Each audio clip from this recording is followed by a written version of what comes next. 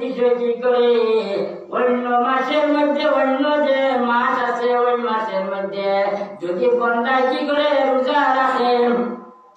একটা ফরজ যদি আদায় করে তাহলে রমজান মাসে এই যে ফরজের কাজ করবো আদায় করবো চাই রোজা হোক চাই নামাজ হোক ওই যে ফরজ যে কোনটা যদি বন্দা রমজান মাসের মধ্যে আদায় করে তাহলে অন্য মাসের 70 দিন রোজা রাখিয়া যে পরিমাণ সওয়াব ওই রমজান মাসে একদিন রোজা রাখিয়া একদিন নামাজ পড়িয়া ওই ধরনের সওয়াব আল্লাহ দান করবা।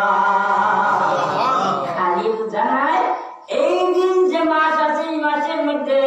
রোজা তো বন্দায় কি করবো আদায় করবো রোজা রাখবো, আবার ওই মাসের মধ্যে বন্দায় কি করবো যে ফরজ আরো যেগুলো আছে ওইগুলো আদায় করবো। ফরজের মধ্যে তো বেশিরভাগ আমরা দেখতে পাই নামাজ এটা যাকাত যদি থাকে, যদি কেউ আদায় করিয়া থাকে যাকাত যদি রমজান মাসের মধ্যে আদায় করে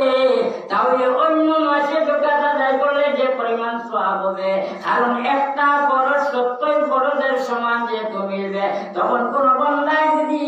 তার যে সদকা যেগুলা করবো যাকাত যেগুলা দিব ওইগুলা যদি ওই রমজান মাসের মধ্যে কি করে সদকা দিয়া থাকে তাহলে